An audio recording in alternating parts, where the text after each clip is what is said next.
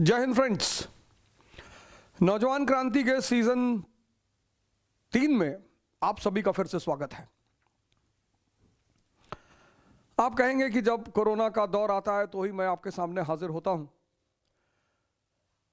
मित्रों, ऐसा नहीं है कि कोरोना की बात होती है, लेकिन संकट के समय लोगों के साथ खड़ा होना ही मानव का धर्म कहा गया है। तो बाकी समय तो लोग आपसे इंटरैक्ट कर ही रहे हैं। बहुत सारे लोग भारत में हैं, दुनिया में हैं, जो मोटिवेशन कर रहे हैं और सब अच्छा काम कर रहे हैं। सब जितने भी लोग, मैं फिर से इस बात को दोहराऊंगा कि जितने भी लोग किसी भी तरीके से उत्साहवर्धन का काम कर रहे हैं, कोई भी, वो सारे लोग अच्छा काम कर रहे हैं।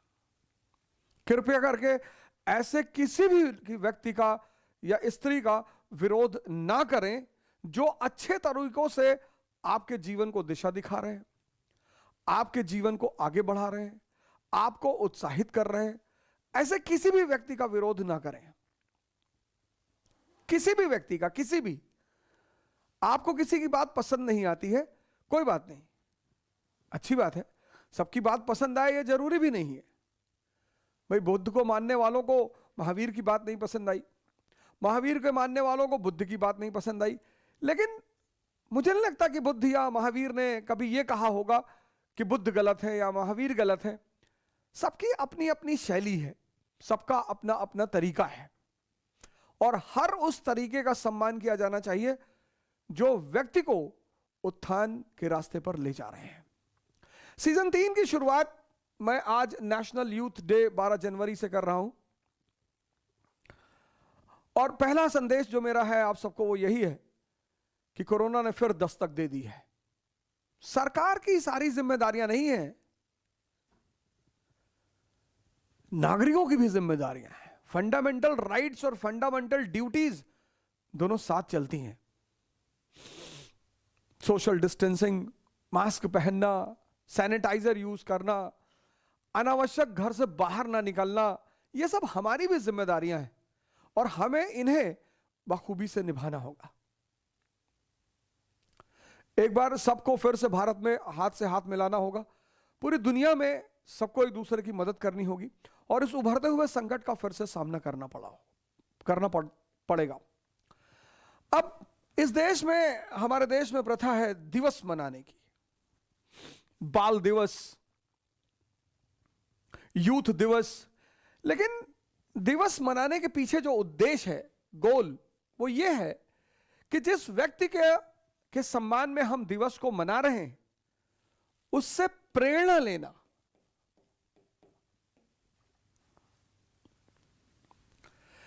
किसी भी दिवस को मनाने के पीछे जो उद्देश्य है, वो मेन उद्देश्य ये है, उस व्यक्ति से प्रेरणा लेना, उस व्यक्ति के आदर्शों को समझना और फिर यथासंभव उसका पालन करना।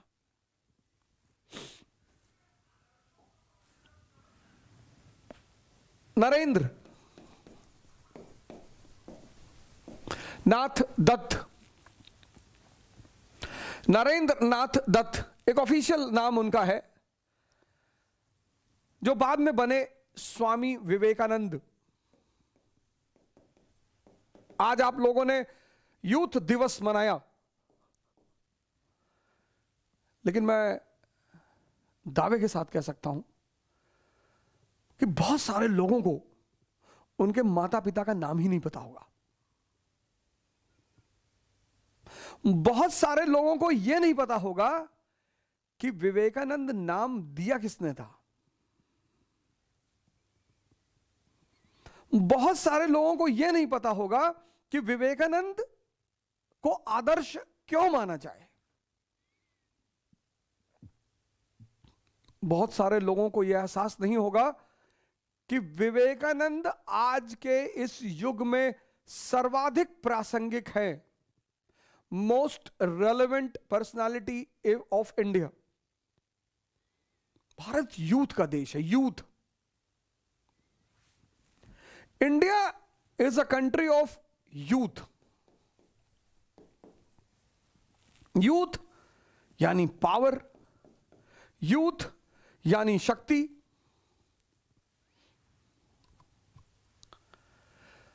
भारत एक गरीब मुल्क नहीं है, भारत एक गुमराह मुल्क है।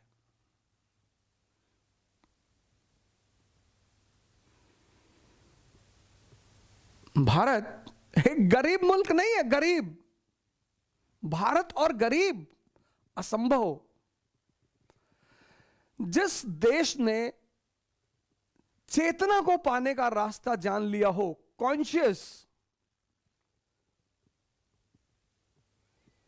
जिस देश ने ब्रह्म, विराट, यूनिवर्स से जुड़ने का कॉन्सेप्ट जान लिया हो, वो देश गरीब हो सकता है। हमारे एक मित्र हैं, उन्होंने कहा मुकेश अंबानी सबसे अमीर आदमी है वदोजा। हमने कहा तुम्हारी बुद्धि खराब है। सबसे अमीर आदमी वो है जिसके पास 400 बिलियन तारे हैं, 400 बिलियन स्टार्स।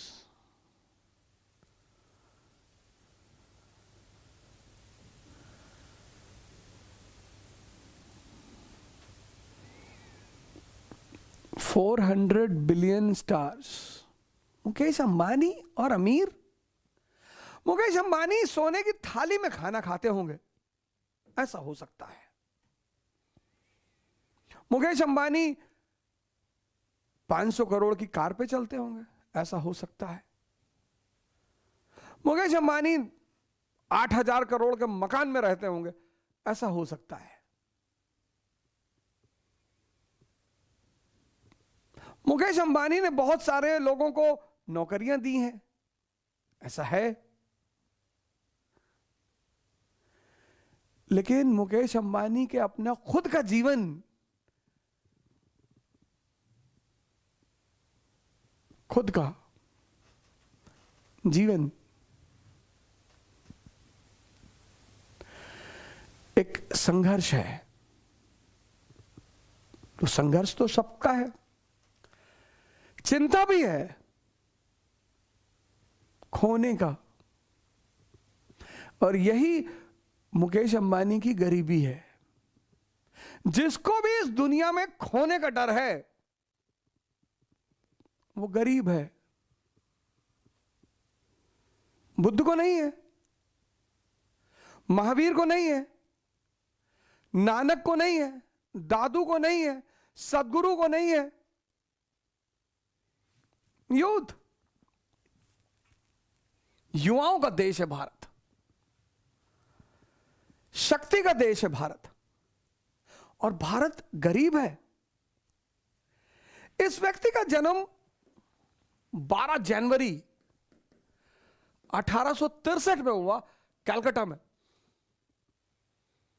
10 भाई बहन,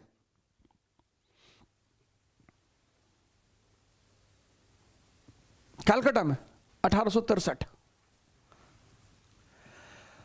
कोई जरूरी नहीं कि भूपेंद्र नाथ और स्वर्णलता इनके भाई बहनों का नाम की यहां चर्चा की जाए।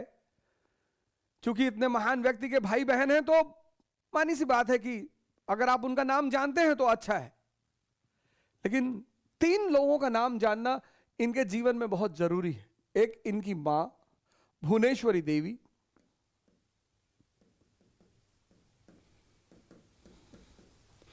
एक इनके पिता, कोई बहुत बड़ा योगदान नहीं रहा, संकट ही दिया, विश्वनाथ दत्त, और फिर इनके गुरु स्वामी रामकृष्ण परमहंस।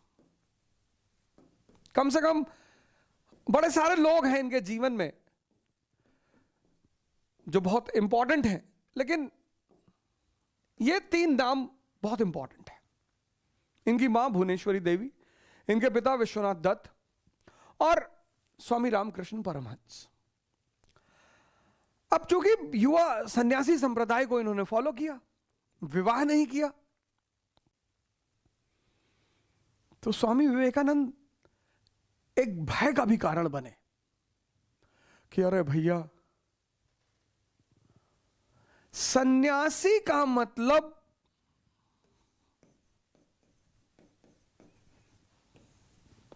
जागृत,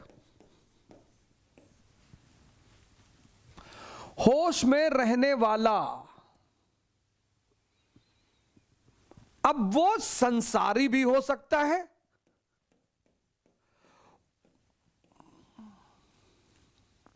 वो वैरागी भी हो सकता है। ये उसकी चॉइस है। सन्यासी का मतलब जागृत, जागृत का मतलब कि जिसे मन बेवकूफ ना बना सके। बस यही है जागृत का मतलब। कई बार लोगों ने पूछा, आप बार बार कहते हो जागृत हो जागृत, यही तो कहा। स्वामी विवेकानंद का सबसे प्रसिद्ध कथन क्या है? उठो, जागो। और तब तक मत रुको जब तक तुम्हारा गोल तुम्हें मिल ना जाए। क्या प्रसिद्ध कथन है उनका। उठो, जागो। जागो मतलब आंख खोलो। जागो मतलब तुम्हारा मन तुम्हें बेवकूफ न बना सके। मन कहता है ये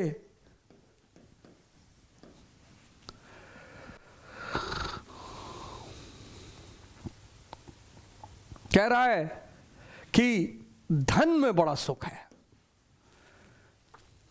धन उपयोगिता है, जरूरी है, उससे इनकार नहीं किया जा सकता। धन जरूरत है, कपड़ा पहनने की जरूरत है, खाना खाने की जरूरत है, चलने की जरूरत है, वाहन की जरूरत है, वो सब धन से ही आएगा, इसका इनकार नहीं किया जा सकता। बहुत दिनों के बहुत ऐसा रहा है कि बहुत लोगों ने सन्यास और धन को जोड़ दिया कि जिसके पास धन है वो सन्यासी नहीं। ऐसा कुछ भी नहीं है। धन आवश्यकता है, होना ही चाहिए, लेकिन धन आनंद नहीं है। मैंने शुरुआत कहां से की कि मुकेश अंबानी का भी जीवन संघर्ष है और सदगुरु का भी जीवन संघर्ष है। सदगुरु को चिंता नहीं है, मुकेश अंबानी को चिंता है। बस यहीं पर मुकेश अंबानी सदगुरु से छोटे हो जाते हैं। पर इस बात को देखने के लिए बहुत गहरी आंखें चाहिए।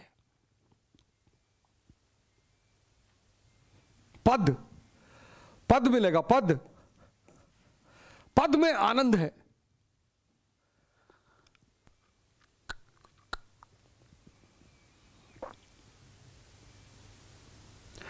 पद में आनंद है। चुनाव होने जा रहा है यूपी में, 5 साल सीएम रहे योगी आदित्यनाथ जी, फिर बनना चाहते हैं। योगी हैं, 5 साल सत्ता से बाहर रहे अखिलेश जी, फिर लड़ रहे हैं कमर कस के मैदान में। दोनों को चिंता है। एक को चिंता है कि मैं पद कहीं बाहर ना हो जाऊं, दूसरों को चिंता है कहीं मैं फिर से शक्ति से बाहर ना रह जाऊं। पद आनंद है, धन आनंद है।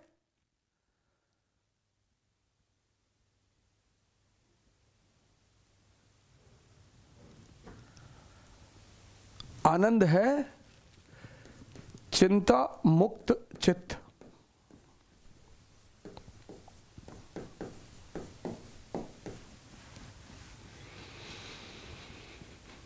आपको पता है विवेकानंद नाम किसने दिया था स्वामी जी को?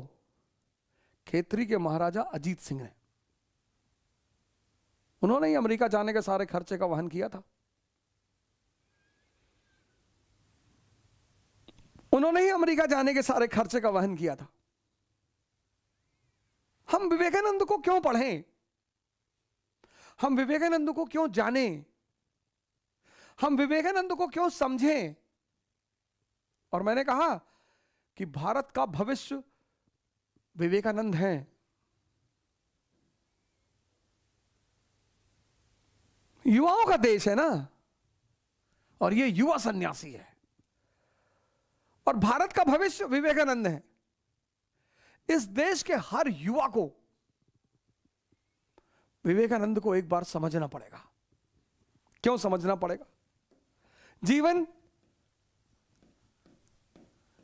यानी संघर्ष।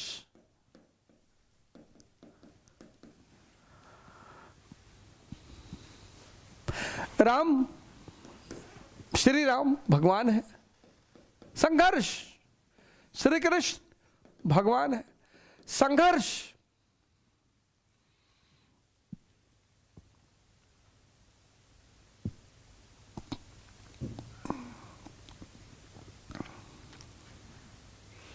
संघर्ष, जीवन यानी संघर्ष। इस संघर्ष में आपका सबसे करीबी मित्र कौन? आपका मन। जीवन यानी संघर्ष। इस संघर्ष में आपका सबसे करीबी मित्र कौन? आपका मन। और ये जो सबसे करीबी मित्र है, अगर ये कमजोर हो जाए तो आप खत्म।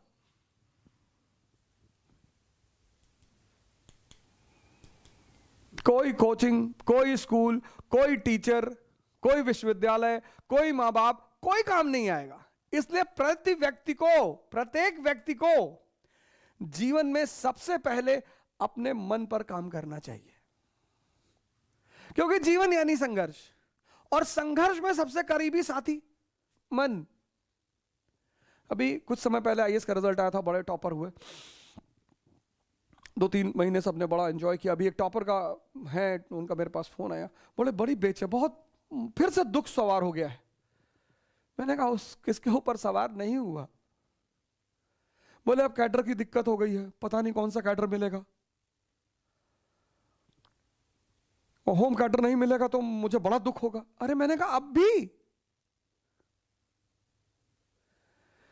किसी को आईएएस बनने की चिंता है, किसी को कैडर पाने की चिंता है, किसी को कैडर मिल गया है तो नौकरी बचाने की चिंता है। इस दुनिया में ये जो जीवन है हमारा ना, हर जगह गाना है ना, जिंदगी हर कदम एक नई जंग है।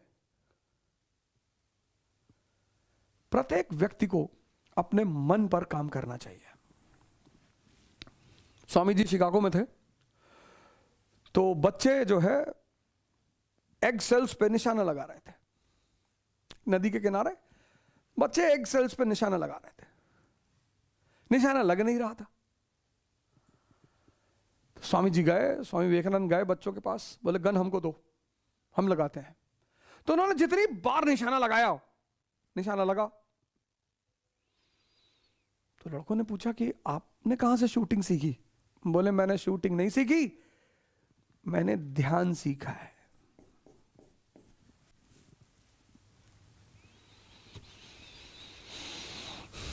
ये पहली चीज है जो हम स्वामी विवेकानंद से ले सकते हैं, ध्यान। ध्यान यानी वो दवा जो मन को शक्तिशाली बनाती है।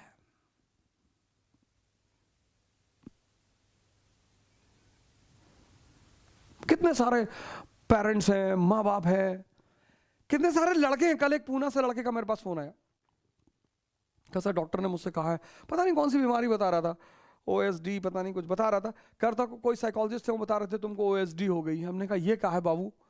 बोले एक बीमारी है मानसिक, उसमें रिटेंशन क्षमता खत्म हो जाती है। अरे मैंने कहा यार कल ही फोन आया था पुणे से।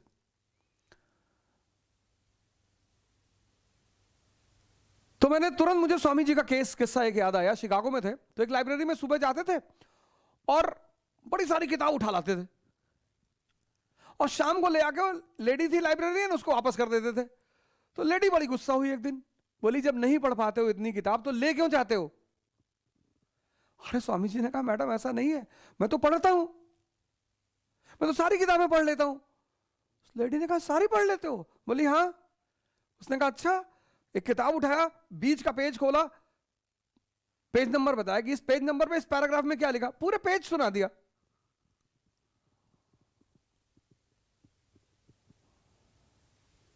पूरा पूरा पेज सुना दिया। कहां से आया? ध्यान से।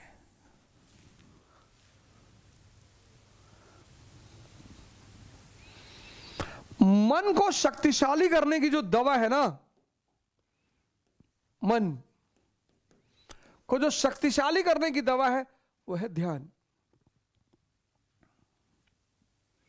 ध्यान के कई सारे रूप हैं, कई सारे तौर तरीके हैं, लेकिन जो सबसे सरलतम तरीका है वो ये है, एक होता है कि आप बाहर के लोगों की बदतमीजियों पे नजर रखते हैं, एक होता है अंदर की बदतमीजियों पे नजर रखना। ध्यान मतलब आप पढ़ने बैठे और जैसे ही आप पढ़ने बैठे, इसने तुरंत कोई जरूरी काम आपको याद दिला दिया कि पापा ने कहा था गुप्ता जी के यहां से फाइल ले आना। दिन भर नहीं याद दिलाया, जब आप पढ़ने बैठे तो इसने याद दिलाया।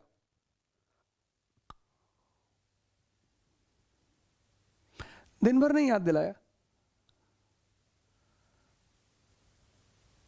जब आप पढ़ने बैठे तो इसने याद दिलाया।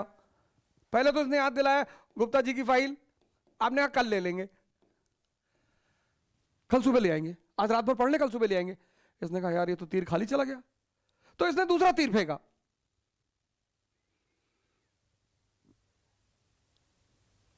जब इसने देखा पहला तीर खाली चला गया, इसने दूसरा बाण मारा आपके ऊपर कि यार योजना, वो मैगजीन लानी थी बाजार से, योजना। उसमें पूरे साल के करंट अफेयर्स का डिस्कशन हुआ है। फिर एक तीर मारा इसने, आपने कहा चलो यार योजना कल ले आएंगे। इसने तीसरा तीर मारा कि मम्मी की बीपी आजकल हाई हो रही है यार।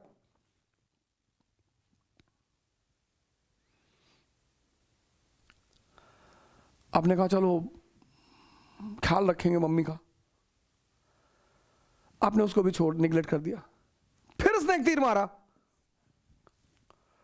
कि 2 दिन से जो है जूली का फोन नहीं आया, आपकी क्लासमेट।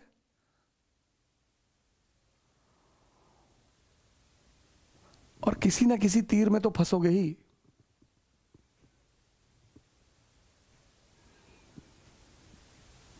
किसी ना किसी तीर में, एक तीर थोड़ी चलाता है, ये लगातार चलाता रहता है, कहीं तो फंसोगे।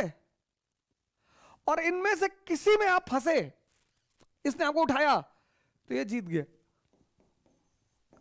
इसकी जीत हो गई।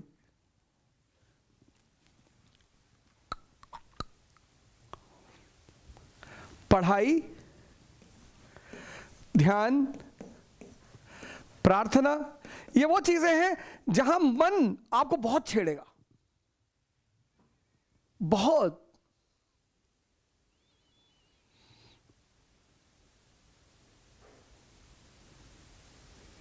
बहुत छेड़ेगा। इस चीज पर नजर रखने को ध्यान कहते हैं। स्वामी विवेकानंद की ये पहली देन है।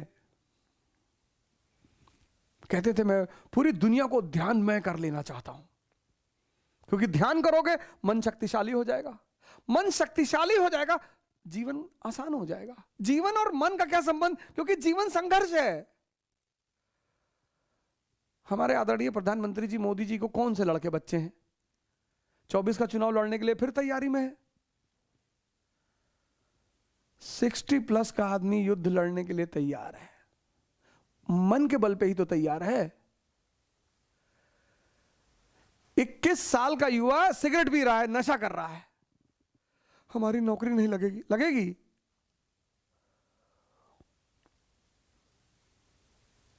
स्वामी विवेकानंद की पहली देन है ध्यान।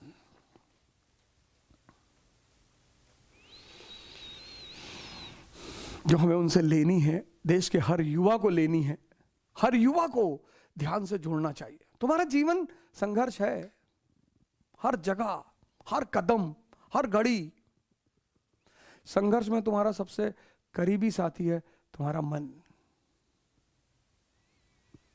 और वही अगर कमजोर हो जाए,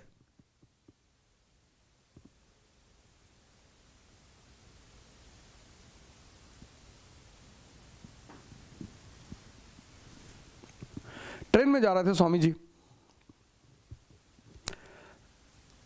ध्यान, स्वामी जी ट्रेन में जा रहे थे, कुछ लड़कियां उनके सामने बैठी थी,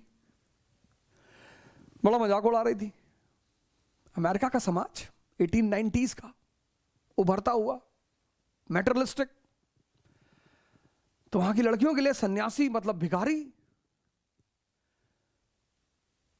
स्वामी जी जब वेस्ट गए तो वहां हर औरत को मां कहते थे, तो औरतें नाराज हो जाती थी उनके ऊपर। तो उन्हें बड़ा अजीब सा लगता था कि यार इतना सम्मान मैं दे रहा हूं और ये मेरे ऊपर नाराज होती हैं। तो फिर उन्हें पता चला कि यार मां कहने से उन्हें बुढ़े होने का एहसास होता है। नजरिया, हमारे देश में मां कहना सम्मान है।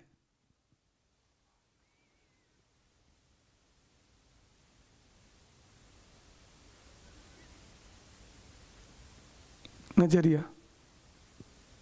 तो कुछ लड़कियां बैठी थी उनके साथ ट्रेन में, तो उन लोगों ने प्लान किया कि स्वामी को परेशान किया जाए। तो उन्होंने स्वामी जी से कहा कि अपनी घड़ी दे दो, नहीं तो पुलिस को बुलाएंगे और बोलेंगे कि तुम मेरे साथ बदतमीजी कर रहे थे। ध्यान से सुनना, ध्यान का फायदा, ध्यान देना ध्यान पे, ध्यान का फायदा। तो लड़कियों ने प्लान बनाया, लड़कियों ने कहा कि अपनी घड़ी दे दो, नहीं तो हम पुलिस वाले को बुलाएंगे और कहेंगे कि तुम हमारे साथ बदतमीजी कर रहे थे। स्वामी जी ने बहरा होने का नाटक किया, गूंगा और बहरा। लड़कियों को लगा अरे यार ये तो गूंगा बहरा है। तो लड़कियों से उन्होंने कहा लिख के कि जो कह रही हो लिख के दो।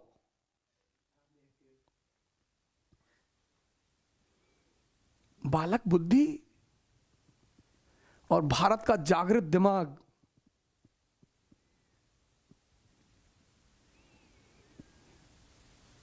हमसे मत टकराना, हम ध्यानी हैं।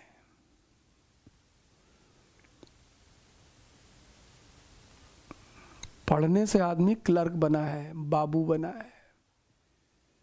अब चाहे बड़ा क्लर्क हो चाहे छोटा क्लर्क हो, क्लर्क तो क्लर्क है, लेकिन ध्यान ने आदमी को भगवान बनाया है। यह इस देश की महानता है, यह इस देश की उपलब्धि है, यह इस देश का गौरव है। स्वामी जी ने उन लड़कियों से कहा कि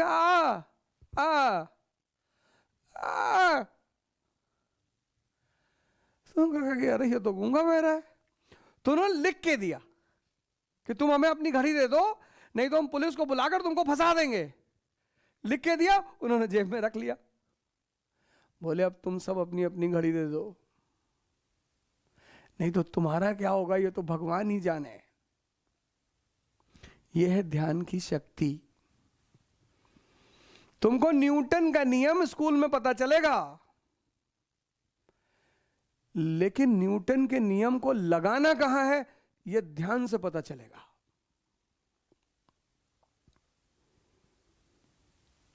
तुमको न्यूटन का नियम स्कूल में पता चलेगा और बिना समझे कि उसको लगाना कहां है, न्यूटन का नियम लेके घूमोगे बाजार में, भैया हमको न्यूटन का नियम पता है, तो क्या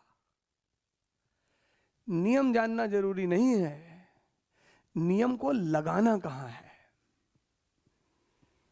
A body at rest will be at rest, a body in motion will be in motion until and unless an external force is applied on it. अब लिए घूमो और तुम किसी ऑफिस के बाबू के पास फाइल लेके खड़े हो और तुम्हारी फाइल देख नहीं रहा है और 10वीं बार तुम गए हो और तुम्हें एक बैग न्यूटन का नियम याद आ गया, a body at rest will be at rest, और तुमने 2000 की 2 नोट रख दी उसके सामने, until and unless external force is applied, और उसने तुरंत फाइल खोल दी।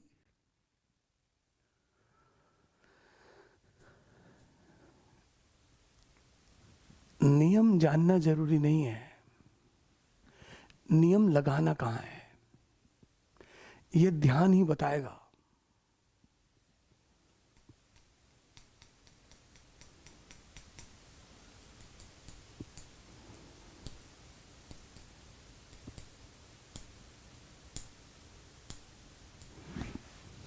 ध्यान कहता है कि ध्यान, और ध्यान तुम किस, ध्यान कहता है देखकर सीखना, सिर्फ पढ़कर सीखना नहीं, देखकर। ध्यान का गुरु कोई पर्टिकुलर आदमी नहीं है, परिस्थिति भी है। यह ध्यान की दूसरी सबसे बड़ी खासियत है। ऐसा नहीं ध्यान का कोई पर्टिकुलर गुरु है। एक बार काशी में, बनारस में वो घूम रहे थे। बनारस अपने बंदरों की बदतमीजी के लिए बड़ा विख्यात है। तो काशी में किसी रास्ते पे जा रहे थे स्वामी विवेकानंद, बंदरों ने उनको दौड़ा लिया और लगे काटने। तो जब दौड़ा लिया और काटने लगे, स्वामी जी, एक आदमी सामने से आ रहा था, उसने कहा भागो मत,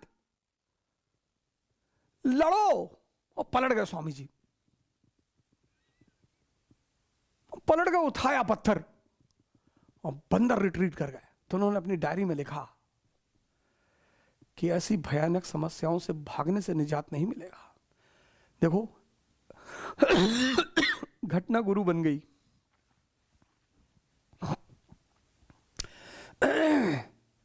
इसीलिए तो इस देश ने ज्ञान के लिए दर्शन शब्द का इस्तेमाल किया, जिसे देखकर ही जाना जा सकता है। किताबें तो सिर्फ इशारा करती हैं,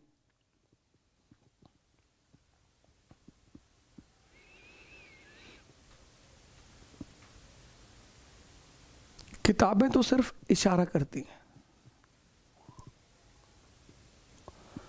ध्यान, ध्यान से नरेंद्र क्या बने? स्वामी विवेकानंद। स्वामी मतलब इंद्रियों का मालिक, विवेक मतलब जिसके पास विजडम है। जो अपनी इंद्रियों का मालिक है और जिसके पास विजडम है, वो आनंद में ही रहेगा। बस यही सूत्र है। ध्यान से धर्म का विकास होगा। कैसे? ये अब दूसरी देन है स्वामी विवेकानंद की। ध्यान से धर्म, एक ताकतवर मन ही सजदा कर सकता है। भिकमंगा, मरा हुआ, परेशान, चिंतित, वो मंदिर में जाए, मस्जिद में जाए, चर्च में जाए, गुरुद्वारे में जाए, क्या फर्क पड़ता है? तो स्वामी विवेकानंद का मानना है कि ध्यान से धर्म का विकास होगा, मन ताकतवर होगा। और वो ताकतवर मन, चिंता मुक्त मन, वो चाहे सजदा करे, चाहे आरती उतारे, चाहे गुरु ग्रंथ साहिब पढ़े, वो डूबा रहेगा।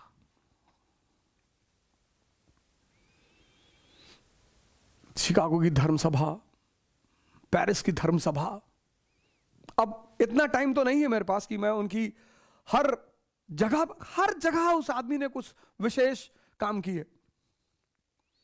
Boston, New York, Richmond, Paris, England,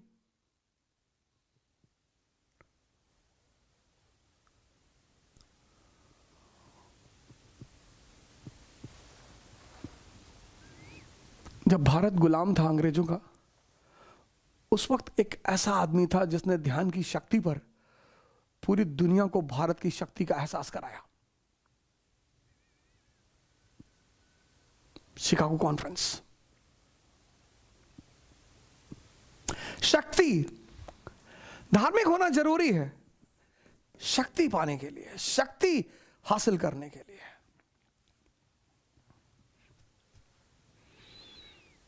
शक्ति, तुम्हें प्रेम करना है, शक्ति चाहिए। तुम्हें पढ़ना है, शक्ति चाहिए। तुम्हें युद्ध करना है, शक्ति चाहिए। तुम्हें प्रार्थना करनी है, शक्ति चाहिए।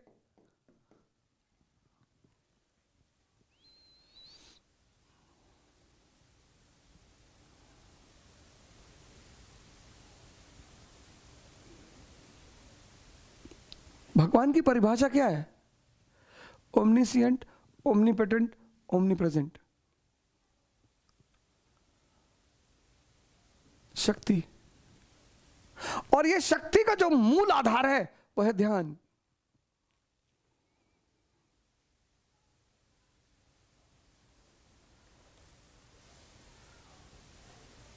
उठो, जागो। स्टेटमेंट्स स्वामी विवेकानंद के ऐसे ऐसे हैं। वीकनेस इज डेथ, कमजोरी मृत्यु है।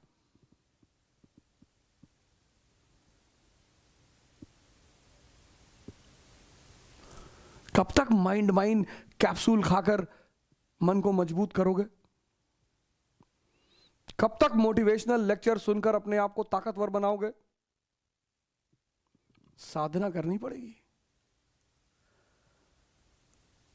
और सबको करनी पड़ी। राम को करनी पड़ी, कृष्ण को करनी पड़ी, जीसस को, मोहम्मद को, सबको।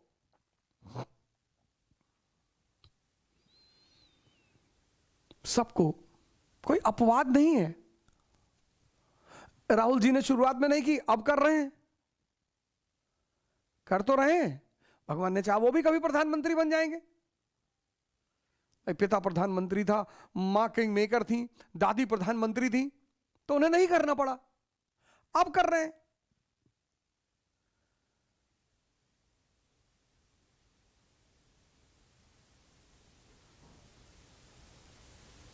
ऐसा नहीं है कि इतने शक्तिशाली घर में पैदा हुए और सीधे जाकर प्रधानमंत्री की कुर्सी पे बैठ गए। लड़ना पड़ रहा है। शक्ति जीवन का आधार बिंदु है। शक्ति, अब इस शक्ति का करना क्या है? हर आदमी को शक्ति चाहिए, किस लिए? भोग करने के लिए। नहीं कर पाओगे,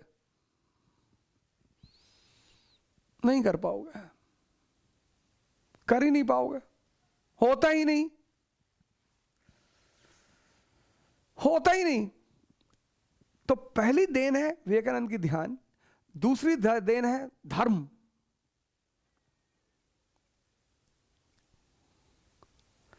तीसरा सिद्धांत है शक्ति। वो कहा करते थे कि मुझे अगर युवाओं की एक अच्छी फौज मिल जाए तो मैं इस देश में क्रांति कर दूं। मिल क्या जाए, मिल ही गई है शक्ति। शक्ति किस लिए पानी? भोग करने के लिए। और इस भोग के बारे में इतना सोच रहे हैं कि शक्ति अर्जित करने पर ध्यान ही नहीं है।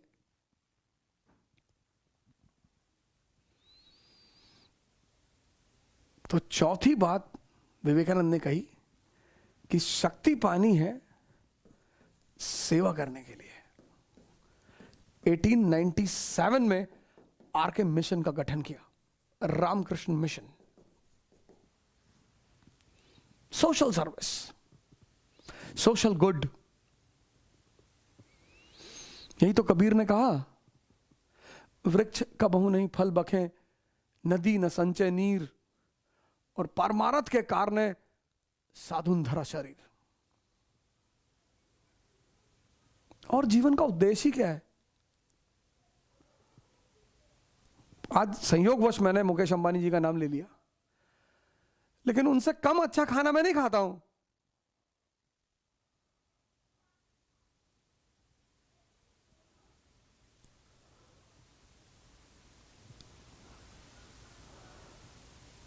उनसे कम अच्छा खाना मैं नहीं खाता हूं।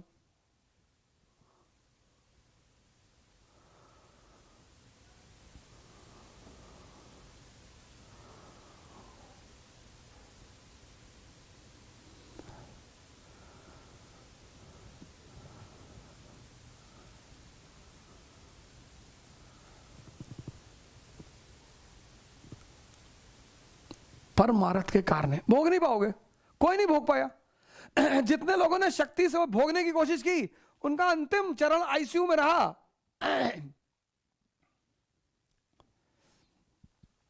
इसी को नरक कहा गया है।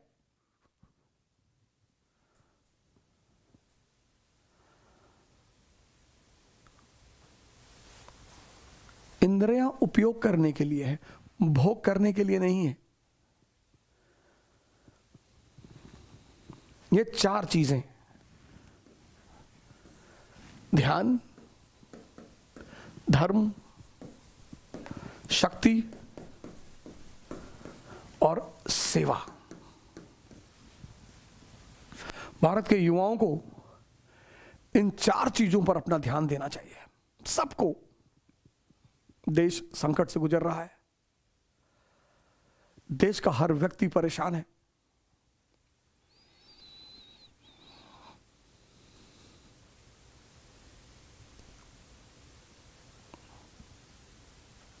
इन 4 चीजों को आप विवेकानंद से ले लीजिए। ध्यान, धर्म, शक्ति और सेवा।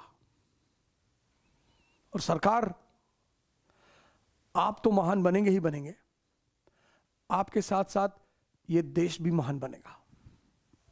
जय हिंद।